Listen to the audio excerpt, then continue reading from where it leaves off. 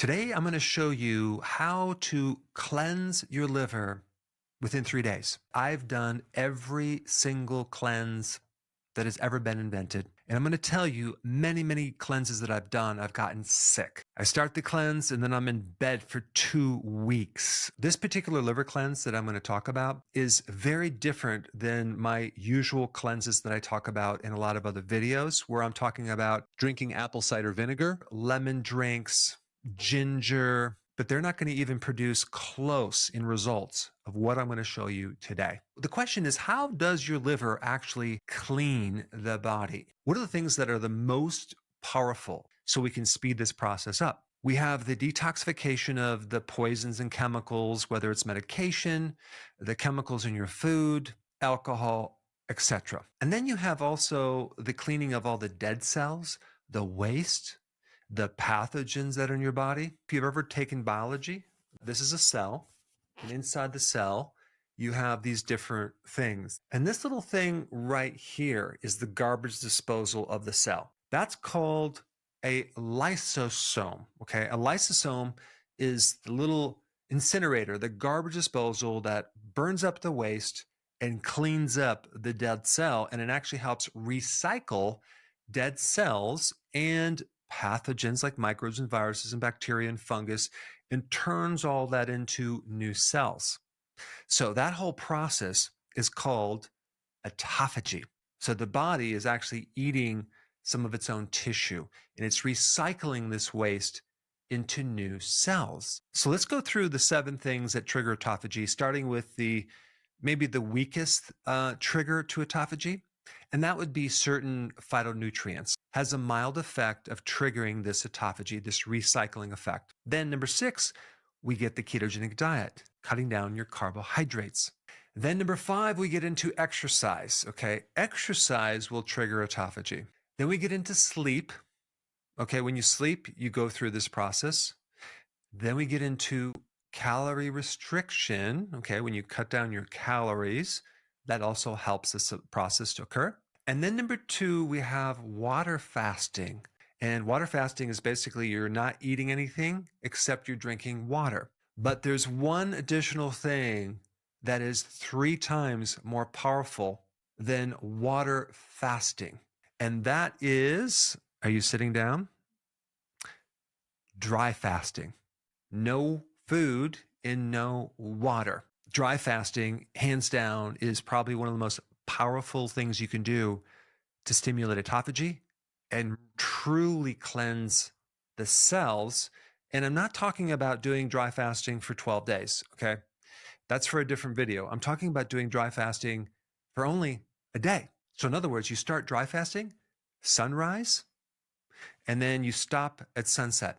And at first, I didn't think there was anything to this, but the more I got into it, I'm like, wow, this is incredible, because 1 day of dry fasting is equivalent to 3 days of water fasting. You've probably been told that you can only survive 3 days without water.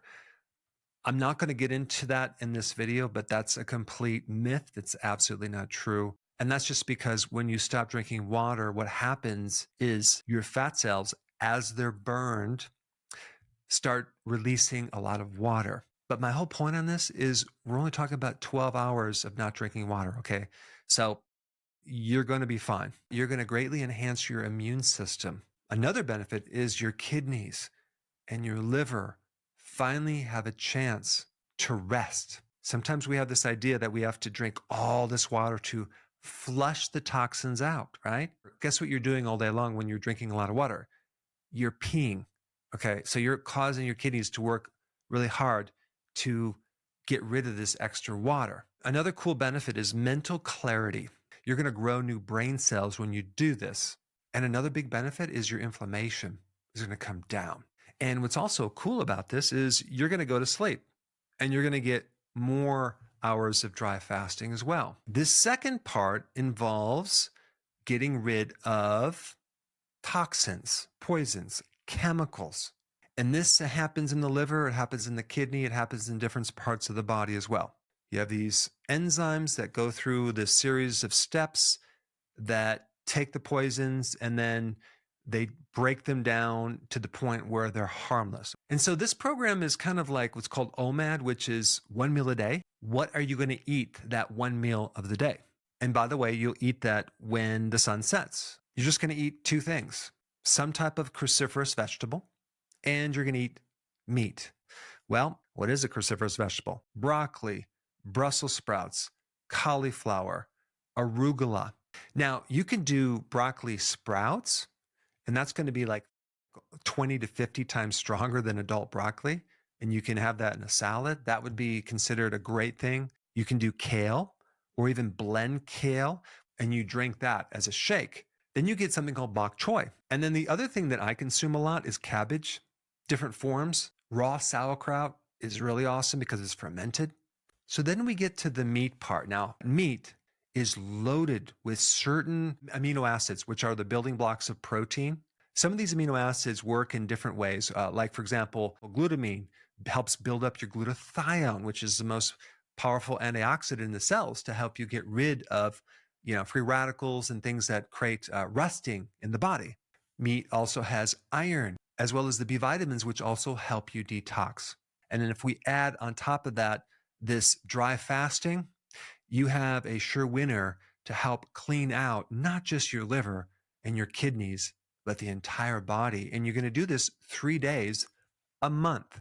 Now, one last point. How do we prevent the detox reaction that a lot of people get when they cleanse? Well, with this cleanse, we're not necessarily using herbal remedies to push toxins out of the cells. However, anytime you do any type of cleansing, anything, the key is making sure that you do not have any bile sludge or any type of blockage within the little bile ducts. And those are little tubes between your liver and your gallbladder. Some people might have gallstones, but a lot of people have like gall sludge. And what happens is start a cleanse and it backs up to the liver and they get really sick. So it wouldn't hurt before you do this to take some bile salts, okay, in a supplement. You can also do another type of bile salt that I've recommended in other videos called TUDCA, okay, and I'll put that down below if you want more information on that. You can also use food to help thin the bile. One of the best things to thin the bile would be to consume beets. And one last thing is apple cider vinegar with water. I've known of people who started to cleanse and they get this rock right stuck in their stomach and they become really severely constipated. And it happened after they started a cleanse.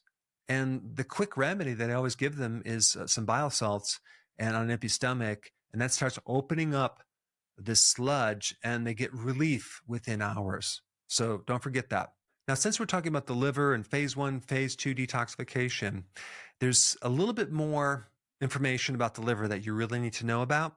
And for that information, watch this video right here.